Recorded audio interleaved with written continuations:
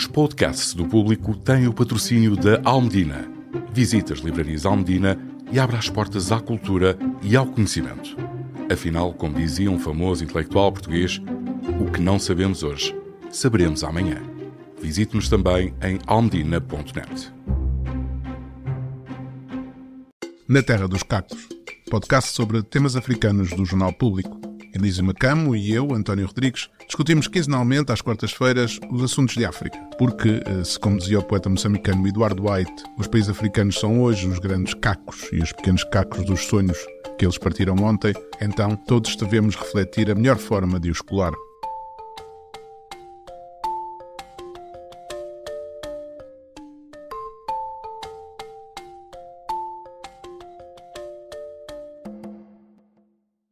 Bem-vindos a mais um episódio de Na Terra dos Cacos, o podcast do Jornal Público sobre temas africanos. Desta vez, eu e o professor Elísio Macamo vamos falar sobre Moçambique, o diálogo nacional inclusivo assinado por 9 partidos políticos e o ataque da polícia à caravana do candidato presidencial Venâncio Mondlane, o segundo mais votado das eleições presidenciais de 9 de outubro, mas que não participou no acordo intrapartidário patrocinado pelo presidente Daniel Chapo. Falaremos também da crise política na Guiné-Bissau e dos seus novos desenvolvimentos. O presidente Umaro Sissoko Embaló decidiu unilateralmente que o seu mandato, que terminou 27 de fevereiro, ainda não acabou realmente e continua a exercer as funções como tem desempenhado desde que assumiu o seu cargo, à sua maneira. Além de ter expulsado uma delegação da Comunidade Económica dos Estados da África Ocidental, a CEDEAO, que procura encontrar uma solução de diálogo para a crise política guineense, decidiu marcar eleições legislativas e presidenciais para 23 de novembro, apesar das duas alianças da oposição que representam a grande maioria do eleitorado, quererem o sufrágio em maio. Na segunda parte, vamos falar de Cabinda, desse enclave angolano rico em petróleo que desde a independência de Angola luta pela sua soberania, com base num tratado assinado em 1885 com a coroa portuguesa, o Tratado de Simulambuco. Protestos políticos e uma guerra de baixa intensidade marcaram estes quase 50 anos de relação entre Angola e os Cabindas, tendo Luanda se empenhado sempre em dar como resolvido há muito um conflito que continua latente. Na semana passada, a Frente de Libertação do Estado de Cabinda, que já se chamou de Frente de Libertação do Enclave de Cabinda, reivindicou a morte de 24 soldados angolanos e 8 oficiais militares das Forças Armadas angolanas às mãos do seu braço armado, as Forças Armadas de Cabinda. Depois de um ataque com armas pesadas na região de Belize, na floresta do Mayombe, a segunda maior floresta do mundo. A entrevista será com o investigador José Marcos Mavungo, atualmente a preparar a sua tese de doutoramento sobre petróleo, instituições e desenvolvimento, o caso de Cabinda, no ISCTE. Mavungo, antigo vice-presidente da ilegalizada Mpalabanda, Associação Cívica de Cabinda, foi condenado em 2015 a 6 anos de prisão por incitamento à insubordinação e violência contra o Estado angolano. Acabaria libertado em 2016, depois de o Tribunal Supremo angolano ter ordenado a sua absolvição por não haver provas de que tivesse cometido o crime pelo qual o Tribunal de Cabinda o tinha condenado. Desde então, Mavungo exilou-se com a mulher e os 5 filhos em Portugal, onde se tem dedicado à carreira académica. Feita a introdução, passemos aos temas. No episódio anterior deste podcast, conversámos com Albino Forquilha, líder do Partido Podemos em Moçambique, sobre o diálogo intrapartidário que estava a decorrer com o presidente Daniel Chapo. Na semana passada, foi assinado um acordo intrapartidário para as reformas do Estado e do processo eleitoral no âmbito desse diálogo, com uma cerimónia oficial presidida por Daniel Chapo no Centro de Conferência Joaquim Chissano. Além dos 4 partidos com assento parlamentar, Frelimo, Podemos, Renamo e MDM, também assinaram o documento os partidos Nova Democracia, Partido Reconciliação Nacional, Partido Renovação Social, Partido Humanitário de Moçambique e Revolução Democrática. O acordo inclui o perdão da pena para todos aqueles que foram presos durante as manifestações pós-eleitorais e, segundo Chapo, abre espaço para o fortalecimento do sentido de cidadania, do respeito pelas instituições democráticas e pelo Estado. Albino Forquilha, falando em nome dos 8 partidos de oposição signatários do documento, referiu que, e passo a citar, com este compromisso político, abrem-se novos horizontes para Moçambique. A construção de consensos entre as partes signatárias é aspecto primordial para a resolução dos problemas apontados como epicentros das cíclicas instabilidades de ordem política, económica e sociocultural do país. Ausente de todo este diálogo esteve, no entanto, a principal figura da oposição, o candidato presidencial Venâncio Mondlane, que não foi tido nem achado para este diálogo. E ainda por cima, num episódio que acabou por manchar esta semana de reconciliação, uma caravana de Mondlane foi recebida a tiro pela polícia, que resultou em ferimentos em 2 pessoas e levou o candidato presidencial e os seus apoiantes a acusarem as autoridades de tentativa de homicídio político. Professor, acredita que este acordo tem tudo para dar certo sem Mondlane? Sim, acredito. Apesar disso não cair bem nos ouvidos de muitos moçambicanos, eu acredito que o sucesso desta empreitada não depende de quem faz parte ou não faz parte. Depende, por um lado, da qualidade do que eles querem discutir, e aí eu tenho algumas reticências, e por outro lado, da capacidade que eles vão ter de transformar esse diálogo num processo verdadeiramente nacional. Então, quando eu falava da qualidade do diálogo, referia-me sobretudo ao documento que eles assinaram, que para mim não é um bom documento. E não é um bom documento porque, na minha opinião, ele define mal o problema. Ou melhor, não define o problema. Portanto, não diz exatamente que problema é que esse diálogo vai tratar. Fala de várias coisas, inclui a corrupção, inclui o custo de vida, mas é claro que o problema que tornou esse diálogo necessário não se resume a essas coisas todas. Ele tem a ver com as consequências de um processo eleitoral que é entendido como não tendo sido justo, não é? E é isso que o diálogo deve definir como problema que ele vai tratar. Então, essa é uma fragilidade que eu vejo naquele documento e até fico assim curioso em saber quem teriam sido as pessoas que elaboraram aquele documento, né? E como é que os outros partidos ali representados não foram capazes de encontrar uma melhor formulação para aquilo que eles querem discutir. Agora, a outra coisa que também tem a ver com a qualidade é que o documento diz que haverá praticamente duas áreas de trabalho. Há uma área que é constitucional e há outra área que é da governação, né? E, em minha opinião, não há espaço neste diálogo para questões de governação, porque a ideia é de melhorar o sistema político para que programas de governação, sejam eles da Frelimo, do Podemos ou da Renamo, possam ser cumpridos, né? Possam ser implementados e cumpridos. Então, é uma mistura de coisas que me parece um pouco mal avisada, né?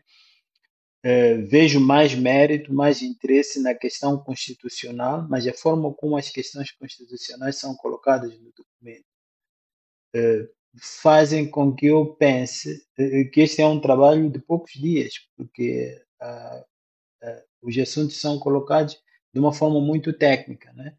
Então, é só pegarem juristas e pedir para eles proporem textos para a revisão da Constituição. E acho que juristas com experiência podem fazer isso em 2, 3 ou 4 dias, né? Depois aprova-se aquilo.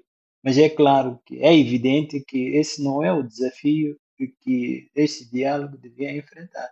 É o desafio de consertar o sistema político e isso vai ter que passar por um processo nacional de discussão que praticamente não está previsto porque, por exemplo, serão representados lá organizações da sociedade civil, mas através de pessoas escolhidas aleatoriamente, né? Portanto, mas a questão não é apenas ter representantes da sociedade civil, é ter uma discussão no país.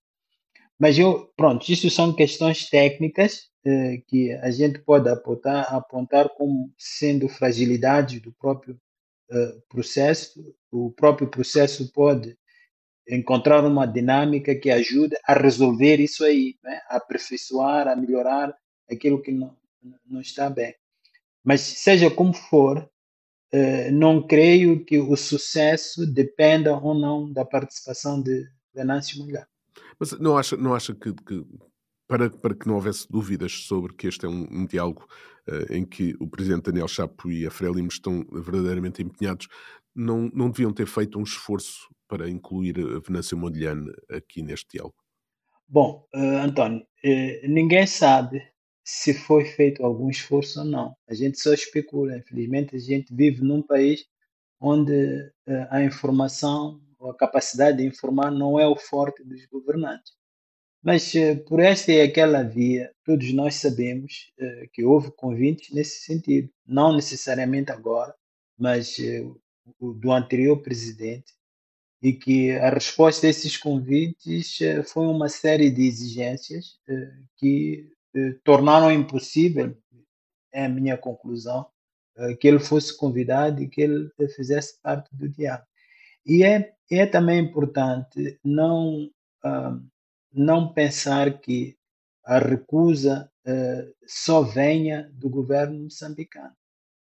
Nesse diálogo participam três partidos que não tiveram boas experiências com o Venâncio Mondlane.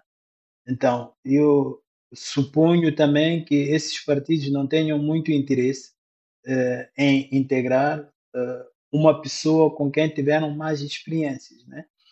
Então, eu não diria que a questão aqui seja de mais ou menos esforço. Eu haveria de colocar a questão de outra maneira. Como é que uma pessoa que está interessada na participação num processo político responsável, o que é que essa pessoa faz para ser considerada?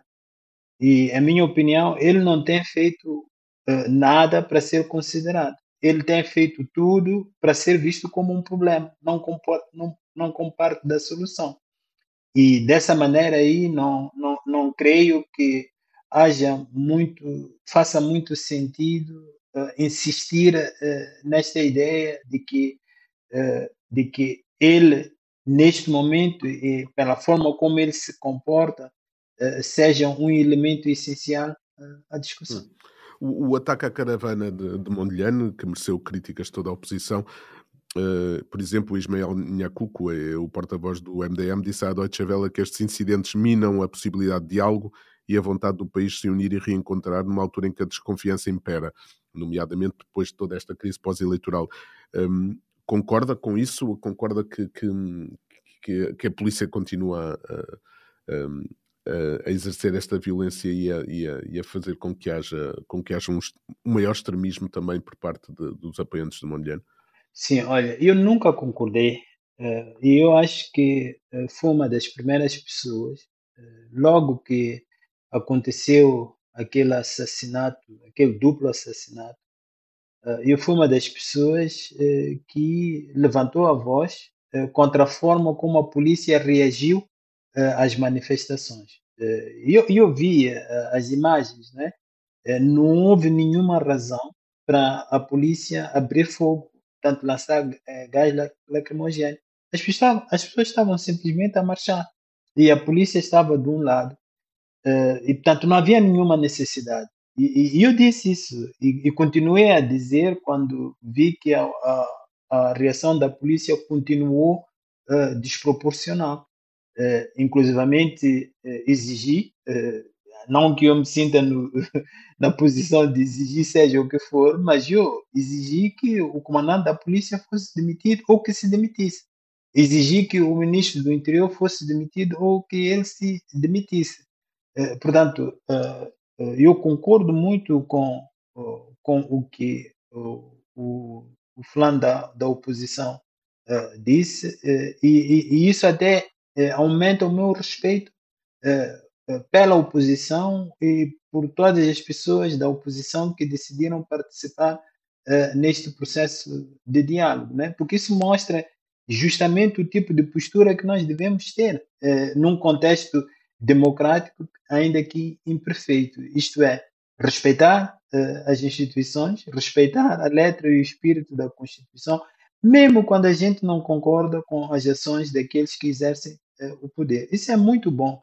E é isto que eu espero de qualquer político responsável. Mas não será também isto um sinal de que dentro do poder e dentro da Frelimo há quem não queira este diálogo e há quem não queira nenhuma mudança no status quo atual em Moçambique? Sim, isso a gente não pode pôr de lado, a gente não pode descartar essa hipótese. Mas o que me faz espécie é também uma outra coisa, António. É que nós temos muito esta tendência de reduzir o que está mal apenas ao comportamento de quem governa, da Frelimo. E a gente esquece que muitas das coisas que são feitas mal são feitas por moçambicanos. São feitas por moçambicanos como qualquer outra pessoa, não é? São moçambicanos que se envolvem em atos de corrupção. Não são necessariamente membros da Frelimo. São agentes policiais que até podem ter simpatias com Venâncio Mondlane e por aí fora, mas que quando têm autoridade, quando exercem essa autoridade, excedem-se, né? Então, eu acho que há um problema aqui, diria, lógico, de pensar que aquilo que as pessoas que trabalham no governo, no Estado e não sei quantos fazem, e se reduz à intenção da Frelimo. Não, aquilo tem a ver com o nosso comportamento. Infelizmente, nós moçambicanos, temos que reconhecer que não estamos à altura dos desafios que a cidadania nos coloca, não é? Todos nós. E então, pensar que só porque uma pessoa é polícia, ela se comporta a mando da Frelimo, também me parece uma forma muito problemática de ver as coisas. E a prova, entre aspas, disso aí é como também alguns manifestantes se comportam, não é? Eles não são diferentes do comportamento irresponsável dos agentes da polícia. Hoje, terça-feira, dia em que estamos a gravar, Venâncio Mondlane responde na Procuradoria-Geral da República no âmbito de um processo relacionado com os protestos pós-eleitorais e anunciou que apresentou uma queixa-crime contra o presidente Daniel Chapo por ter afirmado num discurso que irá combater as manifestações. Como é que interpreta esta atitude do candidato presidencial? Eu acho que ela faz parte de todo este quadro de irresponsabilidade política que ele tem vindo a mostrar, sobretudo nos últimos meses após a eleição, né? Quer dizer, eu acho que ele deve derivar muito prazer e muita adrenalina em fazer o tipo de coisas que faz. Mas eu tenho muitas dúvidas se o seu comportamento, de fato, é um comportamento que dá o devido respeito às pessoas que o seguem, né? Porque, apesar de tudo, ele tem seguidores, apesar de tudo, ele representa uma parte do eleitorado moçambicano. Mas isso aí significa que ele tem responsabilidade em relação a esse eleitorado. E essa responsabilidade não se reduz apenas à sua, digamos assim, à sua própria encenação e apresentação, tem a ver com o espaço que ele tem que encontrar dentro de Moçambique para cumprir aquilo que ele promete ao seu eleitorado. E de certeza que o que ele promete ao eleitorado não é o desrespeito pelas instituições. Não é essa atitude de estar sempre a desafiar as instituições. É trabalhar de forma responsável com todos os outros atores políticos para que os anseios do seu eleitorado sejam cumpridos. Então, falta muito essa sensibilidade para a responsabilidade que ele traz nos ombros, né? Justamente por ele ser um líder político. Então, naturalmente que aquilo cai muito bem, dizer que, olha, eu meti queixa-crime contra o presidente, que acho que em termos jurídicos até pode ser considerado como litigância de má-fé, né? Porque parece-me isso exatamente, sabe? E não ajuda, não sei de que maneira é que isso ajuda a pessoa e não sei de que maneira é que isso revela respeito pelas pessoas que depositaram a sua esperança nele. O espaço de concertação das organizações da sociedade civil da Guiné-Bissau, que congrega cerca de 40 organizações guineenses, emitiu esta segunda-feira um comunicado a manifestar a profunda preocupação pela evolução da situação política, social e económica da Guiné-Bissau. Não é a primeira vez que a sociedade civil guineense vem a público lamentar o estado de crise permanente que se vive no país, governado pelo presidente Omar Sissoko Embaló. Na semana passada, uma missão da Comunidade Económica dos Estados da África Ocidental, CEDEAO, visitou a Guiné-Bissau para tentar encontrar formas de estabelecer um diálogo entre o presidente e a oposição que possa superar a crise político-institucional no país. Mas o Umaro Sissoko Embaló, cujo mandato terminou 27 de fevereiro, mas insiste em manter-se no poder, acabou a expulsar essa missão. O chefe de Estado garantiu aos jornalistas que foi ele próprio que coordenou a expulsão, porque a missão da CDAO faltou ao respeito do país ao encontrar-se com uma delegação de deputados, liderada por Fernando Dias, em nome da Comissão Permanente do Parlamento, e não com a Adja Satou Camara, a Presidente da Assembleia escolhida por Embaló, depois de ter destituído o Parlamento à margem da Constituição. A oposição disse à missão da CDAO que a reativação do Parlamento é a condição primeira para superar a anormalidade constitucional que se vive na Guiné-Bissau, onde desde 27 de fevereiro a Assembleia Nacional Popular é a única instituição legal ainda em funcionamento. No entanto, o Ministro dos Negócios Estrangeiros guineense, Carlos Pinto Pereira, pediu que a missão da CDAO pedisse desculpas.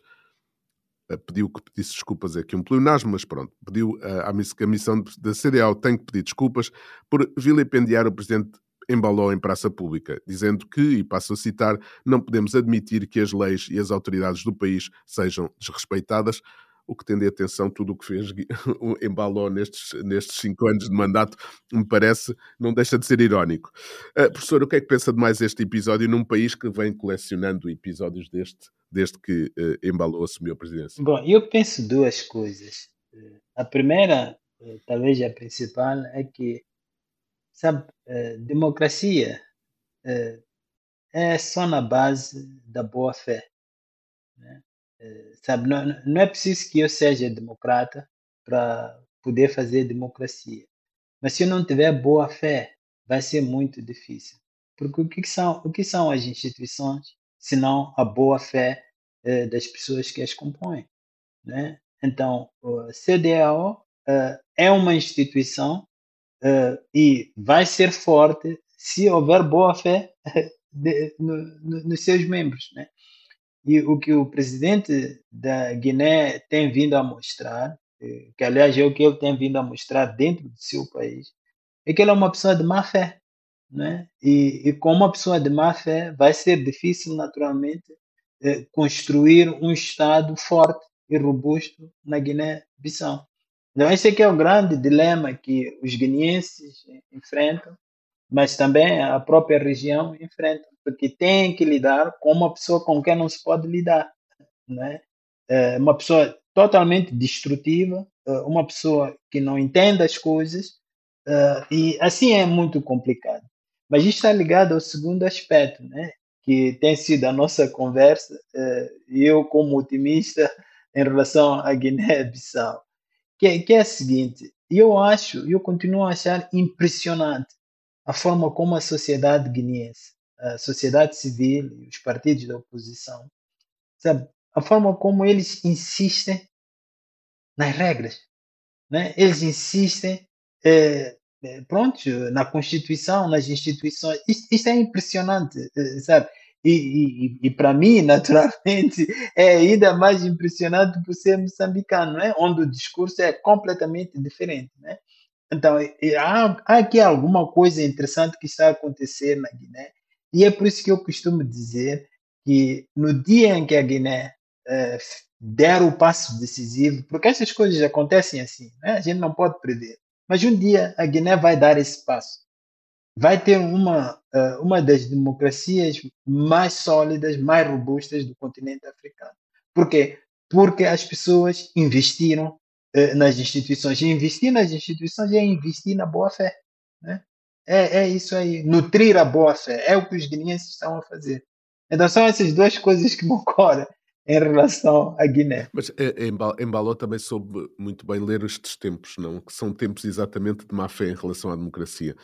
Aquilo que se nota em todo o mundo, incluindo aqueles países que pensávamos nós há 10, 20 anos que tinham instituições democráticas perfeitamente consolidadas, nesses mesmos países, como os Estados Unidos, por exemplo, a má fé em relação à democracia é aquilo que está a prevalecer. Sim, é exatamente isso. Quer dizer, e de facto a subida do poder de Trump nos Estados Unidos é uma má notícia para a Guiné, né? Ou para todo o país em África que é governado por uma pessoa como Embaló, né? É uma má notícia porque dá encorajamento a esse tipo de atitude. Lembra da má fé, Antônio? é que ela é um vício, né? É um vício que diz alguma coisa sobre o caráter das pessoas. E qual é essa coisa que se diz? É a falta de respeito pelo outro, né? E quem não tem respeito pelo outro também não se respeita a si próprio. Daí esta forma errática de conduzir o país ou de não conduzir o país que ele tem revelado. De facto, são tempos muito maus para todos nós, mas sobretudo para os guineenses, né? Sobretudo para este povo que insiste tanto no respeito pelas instituições, que hoje o mundo atravessa um momento em que há ainda mais espaço para dirigentes de má fé. Uhum. Bem, chegamos ao fim da primeira parte. Vamos então conversar com o investigador José Marcos Mavungo.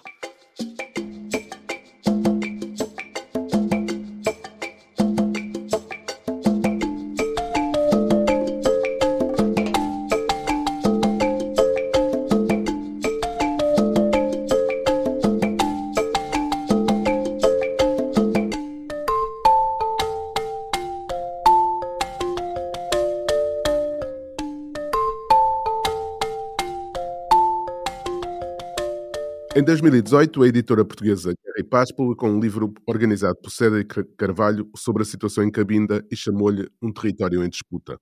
Meio século depois, o enclave angolano no meio dos Congos continua a ser um território marcado pela, e abro aspas, luta incessante em busca do reconhecimento da sua dignidade enquanto direito humano universalmente consagrado. Como se escrevia na dedicatória desse livro, que contava com artigos de diversos autores, incluindo José Marcos Mavungo, o nosso convidado de hoje. Antigo funcionário da Cabinda Gulf Oil Company, viu-se obrigado a deixar a Cabinda em 2018 e a trocar o trabalho numa empresa petrolífera pelo exílio em Portugal e uma carreira académica depois de passar mais de um ano na prisão como preso político. Detido à saída de uma missa depois de ter convocado uma manifestação contra a violação dos direitos humanos e a má governação em Cabinda, que o governo proibira e não se chegou a realizar, Mavungo teve de suportar a prisão antes de poder ser libertado. Marcos Mavungo, muito obrigado por ter aceitado o nosso convite para estar aqui neste podcast. O conflito em Cabinda está longe de estar resolvido, como demonstrou o comunicado da FLECFAC da semana passada, dando conta da morte de 32 soldados angolanos na região de Belize. Começava por lhe perguntar isto: como é que um conflito que continua ao fim de 50 anos de dependência tem tão pouca repercussão internacional? Ok, muito obrigado. Obrigado pelo convite. E agradeço a questão que me coloca. Como explicar que quase 50 anos de conflito até que a situação continue? A paz é sinônimo de justiça. E em Cabinda, tanto em termos dos contornos da própria questão de Cabinda, como também e sobretudo da gestão dos recursos naturais em Cabinda, não há justiça. Porque as pessoas estão perseguidas, porque um território com enormes potencialidades reflete hoje o paradoxo da abundância. Tanta riqueza de um lado, tanta pobreza do outro lado, as populações em pobreza abjecta e depois perseguições republicanas. A democracia não funciona, a transparência não funciona, derrames todos os dias, praticamente há derrames petrolíferos. Não existem políticas públicas que sejam à altura de mudar a orientação política. Não existem políticas públicas que sejam capazes de mudar o sistema econômico dual, em que as populações locais não conseguem aquilo que precisam para poder produzir eles próprios. Não conseguem, em resumo, sair da dependência do petróleo para poder diversificar. E o que é agravante ainda, o sistema não consegue ir de encontro com aqueles que têm armas para um diálogo franco, sincero e aberto. Como se pode pensar na paz nesse território? Por isso mesmo, o conflito, ainda que seja de pequenas dimensões, é uma realidade. Mas agora uma questão se coloca. Por que esse conflito não encontra aceitação a nível internacional? Por que este conflito é ignorado? Simplesmente porque é um território com imensos recursos que suscita apetite de terceiros poderosos. Um território que suscita propósitos de rapina. E é esse nível dos propósitos de rapina que fazem com que esse conflito não seja reconhecido. Em 2023, a FLEC-FAC pedia uma frente unida para conseguir ter peso político para conseguir a independência. Essa unidade continua sem ser conseguida? Bom, a unidade, a vida é uma luta de contrários. Nós nunca vamos encontrar um país que pense da mesma maneira. E no caso da questão do Cabinda, o conflito já dura. Criou muitos problemas, e esses problemas fazem com que as pessoas venham a ter uma outra opção diferente das outras. E é nesse contexto que eu entendo essa questão da diversidade.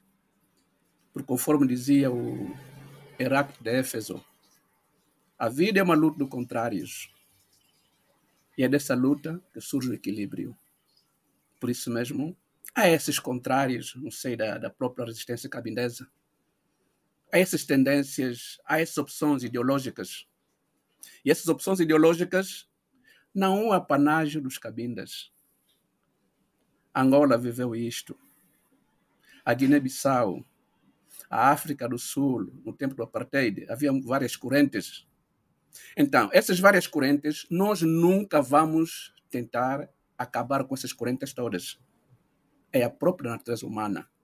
E eu não penso que seja esta a causa fundamental para que não se atenda os cabindas. Não. Mas uma frente unida não teria muito mais peso, quer em termos de negociações com o governo de Luanda, quer para ganhar uma maior dimensão em termos internacionais?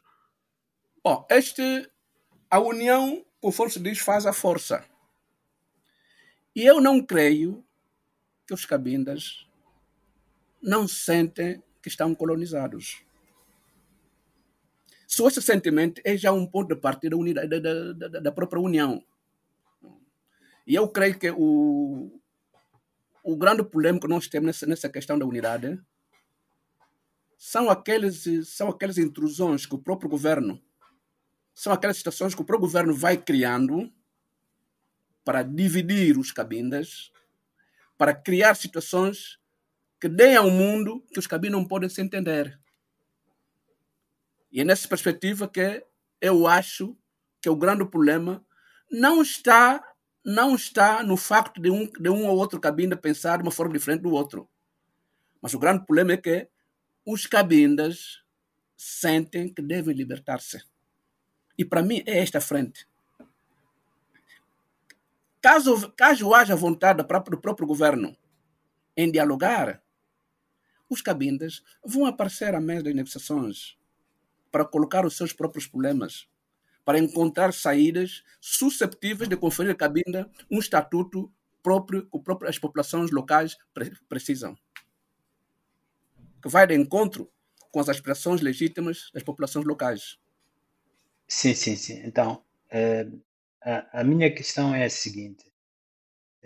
A questão de Cabinda, o problema de Cabinda, reduz-se à situação colonial, à condição colonial, ou ela também, há ainda espaço para ela ser vista como um problema do próprio funcionamento do Estado angolano.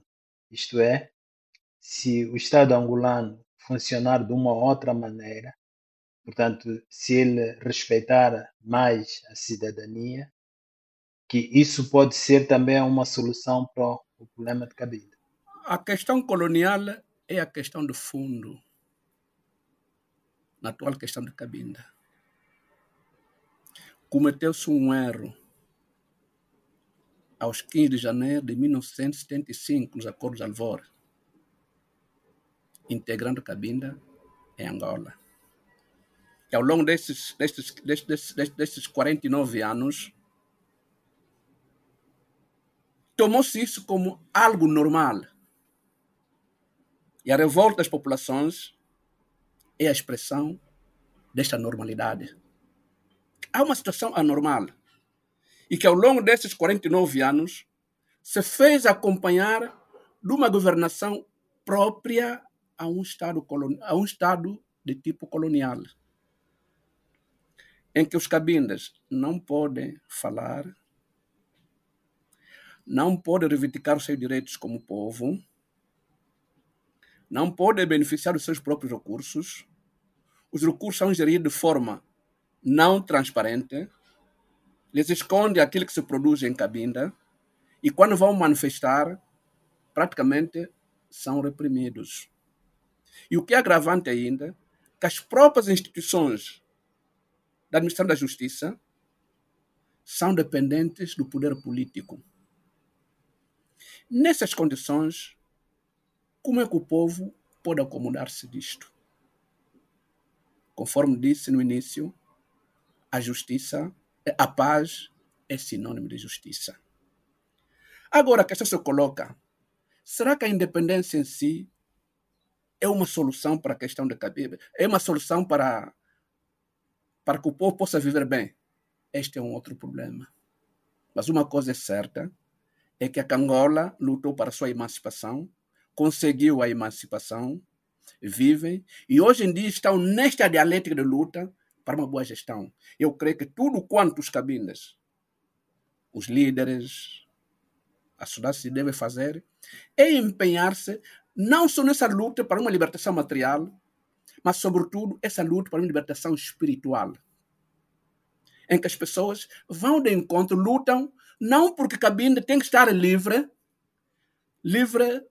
dessa dominação material, mas porque Cabinda deve estar livre para poder viver a sua dignidade como povo, para serem povos livres, para serem capazes de criar condições que lhes permitam um desenvolvimento como liberdade, conforme diz Amartya Sen.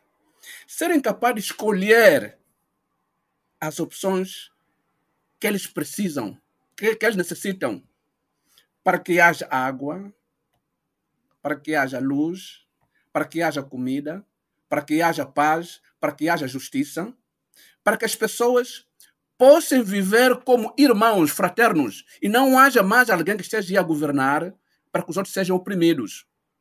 É sobretudo esse aspecto espiritual que os cabindas, que toda a liderança em Cabinda devia procurar encarnar.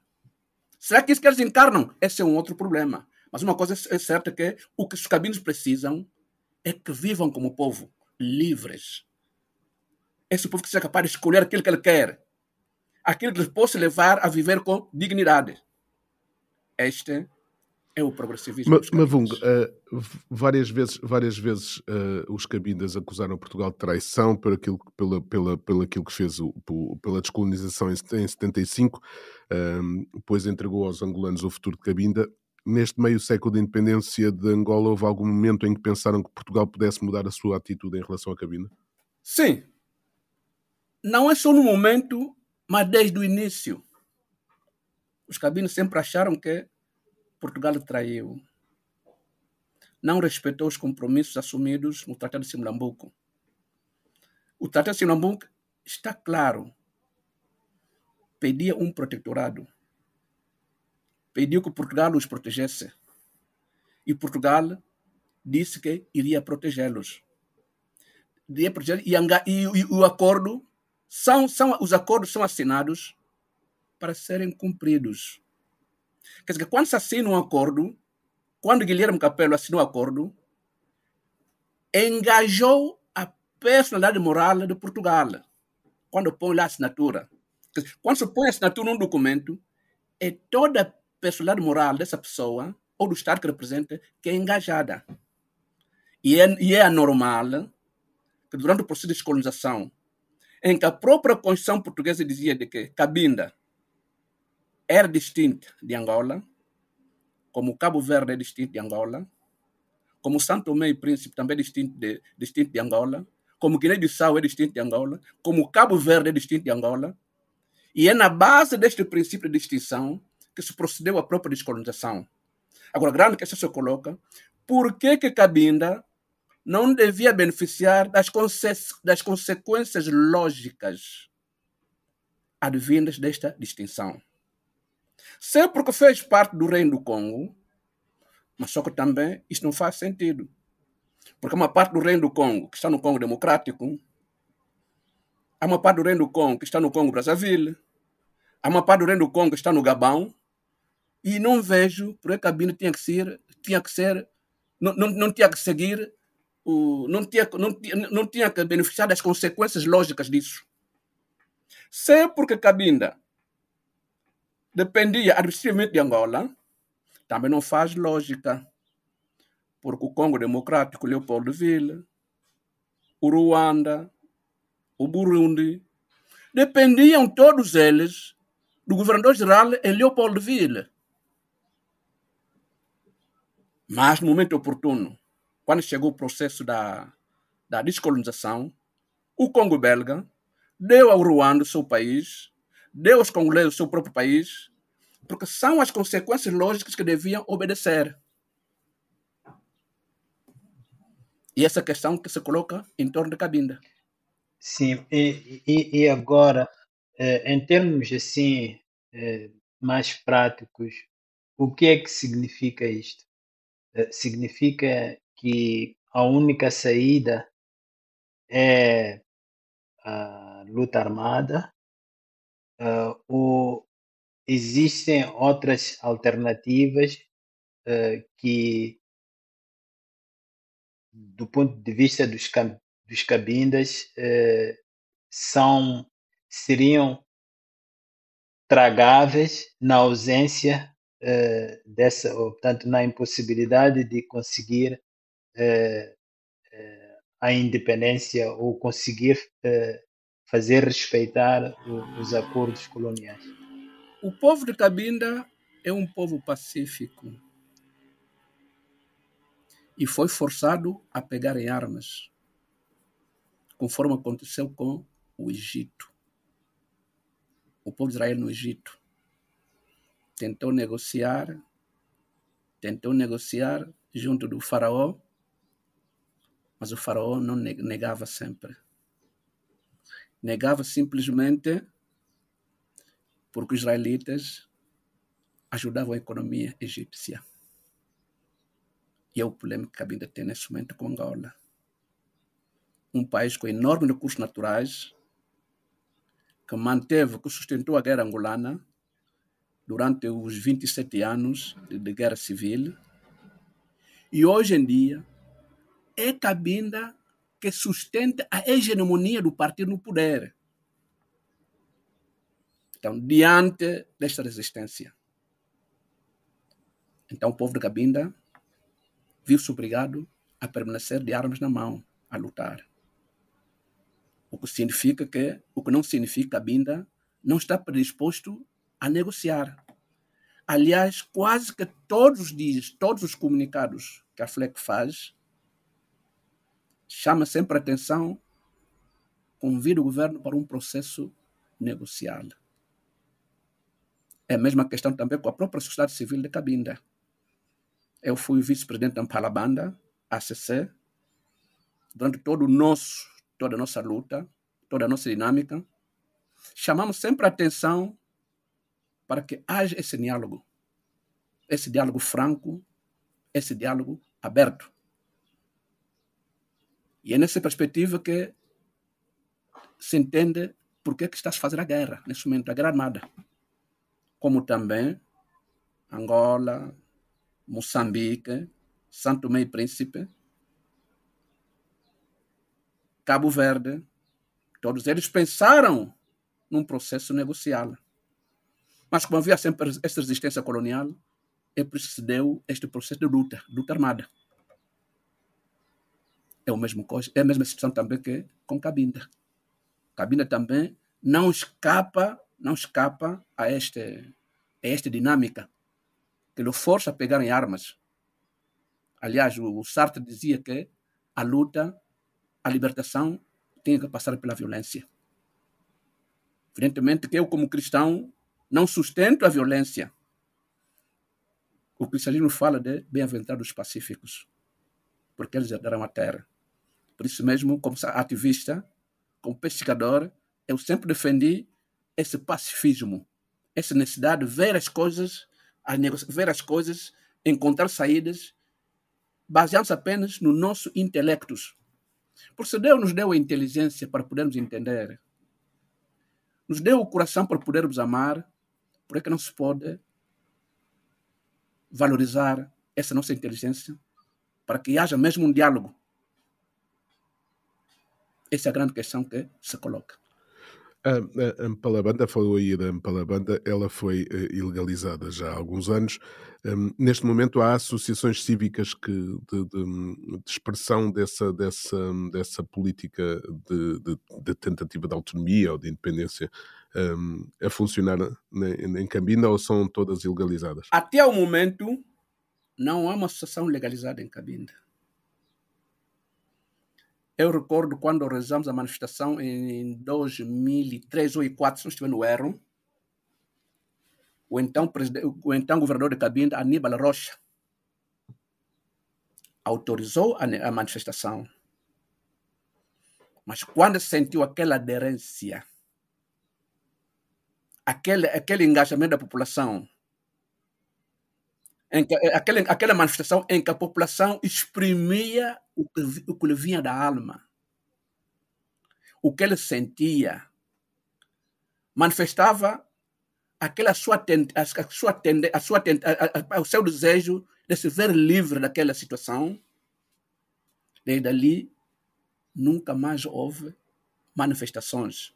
E tudo que o governo fez é criar subterfúgios que levaram à legalização da Mpalabanda em 26 de julho de 2006.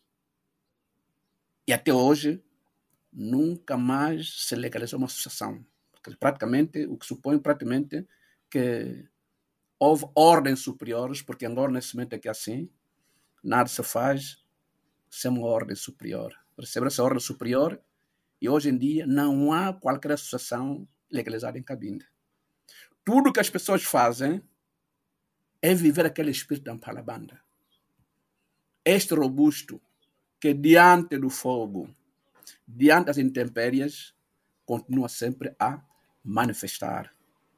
E é o que as pessoas fazem, sempre fizeram, estão a fazer e vão sempre continuar a fazer enquanto não se fizer justiça para Cabinda. A justiça é sinônimo de paz.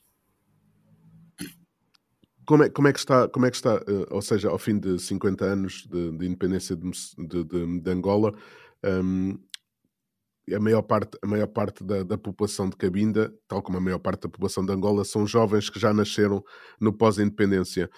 Como é que está entre esses jovens essa luta dos Cabindas? É uma luta forte ou estão mais preocupados com outras coisas, como a sobrevivência? O que os jovens vivem hoje em Cabinda é aquilo que os filhos de Israel viveram no Egito.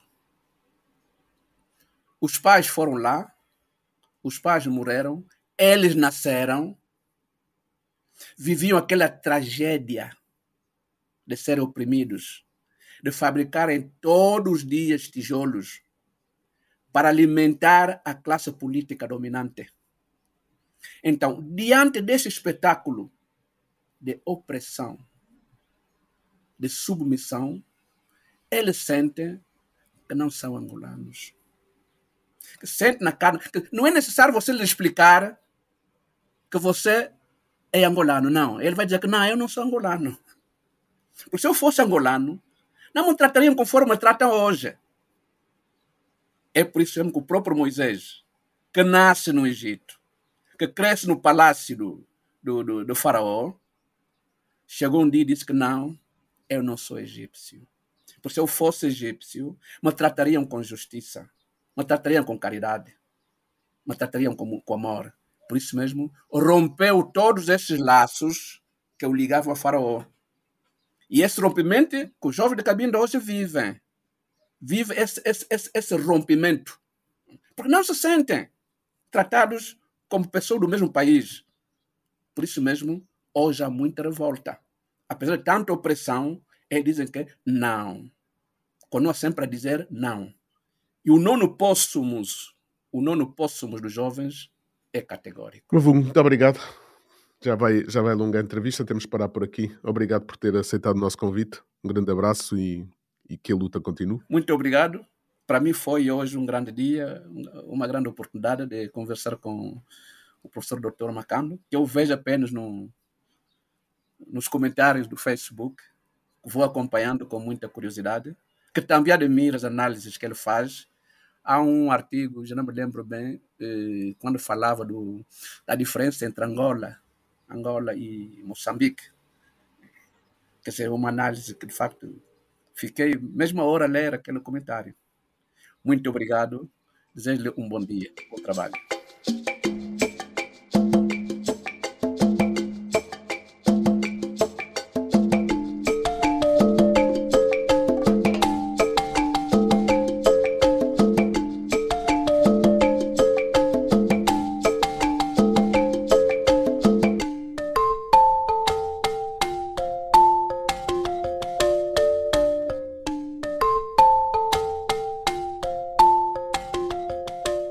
Antes de darmos por fim de mais este episódio de Na Terra dos Cacos, vamos, como habitualmente, deixar aqui as nossas sugestões. Professor, o que nos traz desta vez? Esta semana trago uma sugestão de leitura que é para mim próprio, né?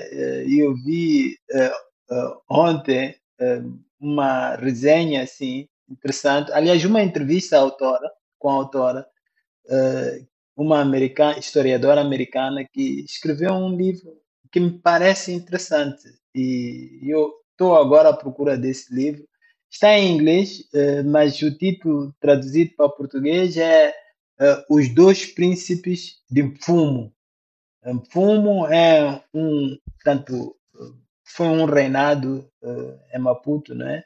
Acho que o principal reinado de Maputo. E dois príncipes desse reinado aí foram levados numa embarcação portuguesa para irem a Portugal para troca de experiência, mas vendidos como escravos em Madagascar, né? E foram parar nos Estados Unidos, né? E depois de uma grande luta jurídica, eles conseguiram a liberdade, a emancipação, e foram parar na Inglaterra. Sabe, isto daria um grande filme da Netflix, né? E depois disso aí, um deles sobreviveu, o outro suicidou-se, mas um sobreviveu e conseguiu regressar a Moçambique. Então, uma história fascinante. É uma maneira muito interessante de saber um pouco de história através do percurso de dois indivíduos, sabe, que foram vítimas de todo tipo de circunstâncias, né? Então, a escritora chama-se Lindsay O'Neill, e o livro em inglês é The Two Princes of Fumo. Portanto, esta é uma leitura que vou, de certeza, fazer. Ok, eu pelo meu lado venho recomendar a novela gráfica que chegou esta terça-feira às livrarias portuguesas com a chancela da Editorial Caminho. Chama-se O Tempo do Cão e é assinada pelo escritor angolano Ondjaki e pelo ilustrador português António Jorge Gonçalves. Um regresso da dupla que já tinha sido premiada em 2014 com o Prémio Nacional de Ilustração pela obra Uma Escuridão Bonita.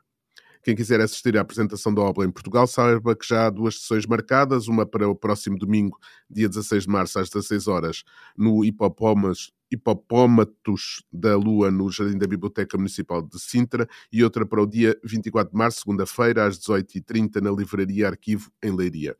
E pronto, vamos despedir com isto.